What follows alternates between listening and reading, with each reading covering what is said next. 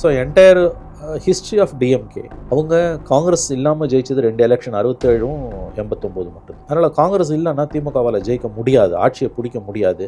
திமுக இல்லைன்னா காங்கிரஸ் 0 வாங்க.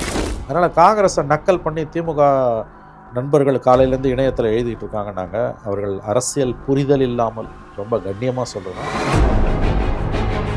ஏன்னா இப்போ வானதி போன்ற தலைவர்கள்லாம் பீகாருக்கு அடுத்து தமிழ்நாடு காங்கிரஸ் இந்த லோ பெர்ஃபார்மன்ஸ் இதெல்லாம் அவங்கள பேச இல்லைங்க. வானதி சொல்கிறது லாஜிக்கலி தப்பு. ஏன்னா பீகாரில் நடந்ததுன்னா திமுக தான் ஜெயிக்கும். பீகாரோட லெசன் என்ன? Ruling party retaining power. அவங்க என்ன நினைப்பாங்கன்னா, நாளைக்கு பிஜேபியோட ஸ்டாலின் போக போகிறார், அதற்கான முதல் படியாகத்தான் காங்கிரஸை கழட்டி விட்டிருக்கிறார். விஜய் மாதிரி ஒரு அன்டெஸ்டட் பிளேயரோட 26ல் சத்தியமாக காங்கிரஸ் போவாங்க, நான் நம்புகிறேன். இந்த பீகார் எலெக்ஷன்லாம் ஒரு இஷ்யூவே கிடையாது. 29ல் அவங்களுக்கு 10 சீட்டு வேணும்.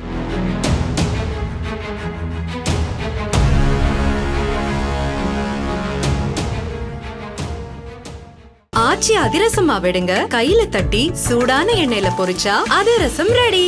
இப்போ இந்த எலெக்ஷன்ஸுக்கு பிறகு தமிழ்நாட்டிலையும் காங்கிரஸ் டிஎம்கே சரியா டீல் பண்ணணும் பாருங்க, அவங்களுக்கு அங்கே ஒன்றுமே இல்லை, இங்கே அதிக சீட்டு கொடுக்காதீங்க அப்படின்ற ஒரு விஷயங்கள் இன்டர்நெட்டில் நிறைய திமுக ஆதரவாளர்கள் போடுறாங்க. திமுக அண்ட் காங்கிரஸ் கிடையாது, அது ஒரு சின்ன ஃபைட்டாகவும் போகுது. அந்த அளவுகோல் இங்கே பொருந்துமா சார்? பொருந்தாது, முழுக்க பொருந்தாது. ஏன்னா இங்கே காங்கிரஸை நம்பி தான் திமுக இருக்குது, நல்லா ஞாபகம் வச்சுக்கோங்க. திமுகவை நம்பி தான் காங்கிரஸ் இருக்குது. உதாரணத்துக்கு திமுக இல்லைன்னா 234லையும் காங்கிரஸ் 0. ஆனால் காங்கிரஸ் இல்லைன்னா திமுக ஒரு 60லேருந்து 70 சீட் ஜெயிக்கலாம், அதுக்கு மேலே ஜெயிக்க முடியாது. எல்லா தொகுதியிலையும் காங்கிரஸுக்கு மினிமம் 3000லேருந்து 10,000 ஓட்டு வரைக்கும் இருக்கும் எல்லா தொகுதியிலையும். காங்கிரஸோட ஓட்ஸ்ன்றது contributory factor. On their own DMK ஜெயிச்சது 89 மட்டும்தான். மூப்பனார் தனியாக நின்று அப்போ எதிர்க்க ஜெயலலிதாவும் ஜானகியும் பிரிஞ்சதால் திமுக ஜெயிச்சது. ஸோ ஆன் தர் ஓன் அவங்க ஜெயிச்சதே கிடையாது. 67க்கு பிறகு அவங்க ஜெயிச்சதே கிடையாது. 77ல் 67க்கு பிறகு 71ல் இந்திரா காந்தி காங்கிரஸோட கூட்டணி வச்சு அவங்க மொத்தமாக சரண்டர் பண்ணிட்டு அசம்பிளியை பார்லிமெண்ட்டுக்கு மட்டும் 10 சீட்டு ஜெயித்தாங்க.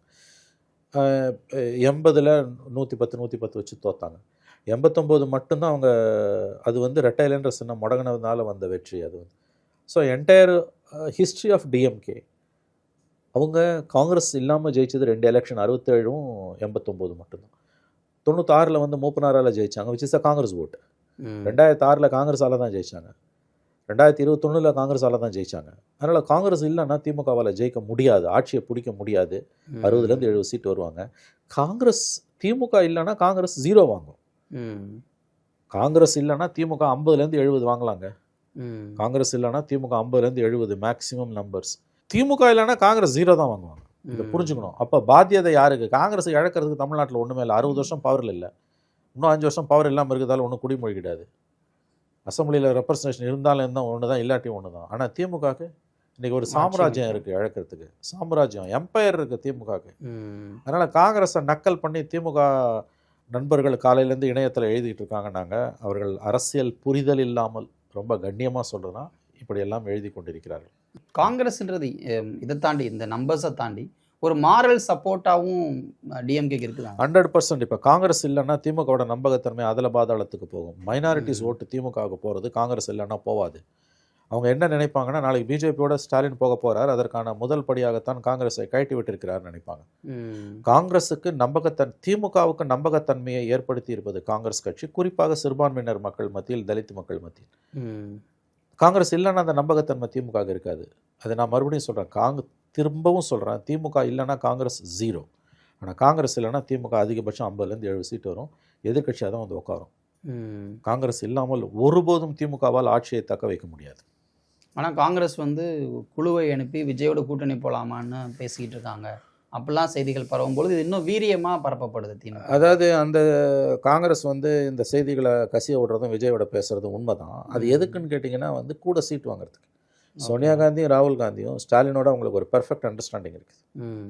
அதை அவங்க இழக்க மாட்டாங்க. விஜய் மாதிரி ஒரு அன்டெஸ்டட் பிளேயரோட 26ல் சத்தியமாக காங்கிரஸ் போவாது, நான் நம்புகிறேன். இது பீகார் எலெக்ஷன்லாம் ஒரு இஷ்யூவே கிடையாது. 29ல் அவங்களுக்கு 10 சீட்டு வேணும், அதுக்கு காங்கிரஸுக்கு திமுக அஷூரன்ஸ் பண்ணியிருக்கு, பண்ணுவாங்க. தமிழ்நாட்டில் அதிகாரத்தில் பங்கெல்லாம் காங்கிரஸ் கேட்கவே மாட்டாங்க. கூட சீட்டு கேட்பாங்க. அது இந்த முறை ஸ்டாலின் கொடுக்க ஒப்புக்கொண்டிருக்கிறாள் தான் நான் பார்க்குறேன். ஓகே. அவங்க வரலாறுலேயே 25 சீட்டு தான் ரொம்ப குறைவு. அதிகபட்சம் 35 சீட் வரைக்கும் கொடுக்க ஒப்புக்கொண்டிருக்கிறார் தான். அது ஸ்டாலின் கண்டிப்பாக செய்வார். இன்க்ளூசிவ் நேச்சர் உண்டு அவருக்கு. ஆனால் அதிகாரத்தில் பங்குன்றதை ஏற்றுக்கொள்ள மாட்டார். இட்ஸ் ஒரு பர்ஃபெக்ட் அண்டர்ஸ்டாண்டிங்க. இன்னொன்றுங்க, இது ஒரு நீங்கள் என்ன விமர்சனம் பண்ணாலும் கொள்கை கூட்டணி. ஆன்டி பிஜேபி, ஆன்டி கம்யூனல் பாலிடிக்ஸில் 2 பேரும் உறுதியாக நிற்கிறாங்க, காங்கிரஸும் திமுகவும். இன்னொன்று, திமுகவோட 32 எம்பிஸ் வந்து நேஷனல் பாலிடிக்ஸில் மோடிக்கு எதிராக அரசியல் பண்ணுறதுக்கு காங்கிரஸுக்கு தேவை. அதனால் திமுகவோட தங்களுடைய உறவை காங்கிரஸ் ஒருபோதும் கெடுத்துக்கொள்ளாது. நான் உறுதியாக நம்புறாத. அதே நேரத்தில் காங்கிரஸுக்குள்ளே ஒரு செக்ஷன் விஜயோட போகணுன்னு விரும்புகிறதும் பேசுகிறதும், விஜயோட காங்கிரஸில் சிலர் ஹைகமாண்ட்லேருந்து பேசுகிறதும் எல்லாம் உண்மை. அது எதுக்குன்னா திமுகவுக்கு ஒரு செக் வைக்கிறதுக்கு. ஆனால் ஒருபோதும் அவங்க திமுக விட்டு போக மாட்டாங்க. ஏன்னா that will be the disaster. அப்படிலாம் நடந்ததுன்னா கண்டிப்பாக டிஎம்கேவால் பவரை ரீட்டைன் பண்ண முடியாது. காங்கிரஸ் இல்லாமல் அவங்களால ரீட்டைன் பண்ண முடியாது. இது நம்மளோட திமுக தலைமைக்கு, ஸ்டாலினுக்கு ரொம்ப நல்லா தெரியும். அவர் காங்கிரஸை இழக்க மாட்டார். காங்கிரஸ் ஹைகமாண்டும் சோனியா காந்தி, ராகுல் காந்தியும் திமுகவை இழக்க மாட்டாங்க. அந்த அலைன்ஸில் எந்த பிரச்சனையும் இருக்காது. 26 அந்த அலைன்ஸ் கண்டினியூ ஆகும். கூடுதல் சீட்டும் அவர் கொடுப்பாரு ஸ்டாலின் தான் நான் நம்புகிறேன். ஏன்னா இப்போ வந்து வானதி போன்ற தலைவர்கள்லாம் பீகாருக்கு அடுத்து தமிழ்நாடு, கேரளாவில் தமிழ்நாடு அப்படின்னு சொல்கிறாங்க. அந்த அளவுக்கு இந்த காங்கிரஸ் இந்த லோ பெர்ஃபார்மன்ஸ் இதெல்லாம் அவங்கள பேச இல்லைங்க. வானதி வந்து சொல்கிறது லாஜிக்கலி தப்பு. ஏன்னா பீகாரில் நடந்தது இங்கே நடந்ததுன்னா திமுக தான் ஜெயிக்கும். பீகாரோட லெசன் என்ன? Ruling party retaining power. It is not NDA. அப்படி பார்க்கக்கூடாது. ரூலிங் பார்ட்டி பவரை ரீட்டைன் பண்ணுது, திமுகவும் பவரை ரீட்டைன் பண்ணுது. வானதி சொல்கிறது கரெக்டு. ஆனால் அது பிஜேபிக்கு இல்லைம்மா, திமுகவுக்கு சாதகமா. பல நாளி திமுகன்னு வானதி சொல்லியிருந்தாங்கன்னா அது வானதிக்கு வந்து கூடுதல் புகழை சேர்த்துருக்கும். இவங்க எங்கே எது நடந்தாலும் அடுத்து தமிழ்நாட்டில் என்டிஏன்னு வாங்க. உகாண்டாவில் எவனா ஜெயிச்சா கூட தமிழ்நாட்டில் என்டிஏ ஜெயிக்குதுன்னு தான் பிஜேபியில் இருக்க நண்பர்கள் பேசுவாங்க. அவ்வளோ ஈஸி இல்லைங்க தமிழ்நாட்டில் அவங்க ஜெயிக்கிறது. பட் அமித்ஷாவின் உக்ரப்பார்வை, மோடியின் உக்ரப்பார்வை, அக்னி பார்வை தமிழகத்தின் பக்கம் திரும்பவும் நம்ம எதிர்பார்க்கலாம். நிச்சயமாக பீகார் எலெக்ஷனுக்கு பிறகு. That is sure. அது எனக்கு நல்லாவே தெரியுது. ஏன்னா இட்ஸ் அ மாரல் பூஸ்ட் என்டிஏக்கு. Psychologically they have an upper hand. இப்போ பாருங்கள், 11 மணிக்கு காலையில் ஒரு விஷுவல் வருது. பட்னாவில் பிஜேபி ஆஃபீஸ் வாசலில் ஏடிஎம்கே காரங்க, கோயம்புத்தூர்லேருந்து போன ஏடிஎம்கே பிஜேபி நண்பர்கள் அங்கே ஸ்வீட்டு கொடுத்துட்டு ஏடிஎம்கே கொடி எடுத்து ஆட்டுறாங்க, பேட்டி கொடுக்குறாங்க. அடுத்து எடப்பாடி தான் தமிழ்நாட்டில் என்டிஏ வெற்றின்றாங்க. பார்த்தீங்களா அந்த விஷுவல்? 11 மணிக்கு இந்தியா டுடே விஷுவல்ஸில் பார்த்தேன் நான். இந்தியா டுடே தொலைக்காட்சி நிறைய தொலைக்காட்சியில் காமிச்சிட்டு இருந்தாங்க. பிஜேபி செலிப்ரேஷன்ஸ் பட்னாவில் பிஜேபி ஹெட் குவார்ட்டர்ஸில் ஏடிஎம்கேவும் போய் கலந்துக்குது. இது வந்து ஏடிஎம்கே பிஜேபி அலையன்ஸுக்கு ஒரு பூஸ்ட் மனோஜ். இந்த குட்டி குட்டி கட்சிகள்லாம் ஆசோலேஷனில் இருந்தவங்க இப்போ பிஜேபி ஏடிஎம்கே போய் என்டிஏ நோக்கி நகருவாங்க. தெளிவாக தெரிஞ்சு போச்சு. பாமக, தேமுதிக போன்ற கட்சிகள் அவங்களோட 2019 அலைன்ஸ் உருவாவதற்கு வாய்ப்புகள் இருக்கின்றன. ஓகே, லெட்ஸ் சீ நடக்கின்றதை பொறுத்திருந்து பார்க்கலாம். நேரத்துக்கும் கருத்து. நன்றி மனோஜ்.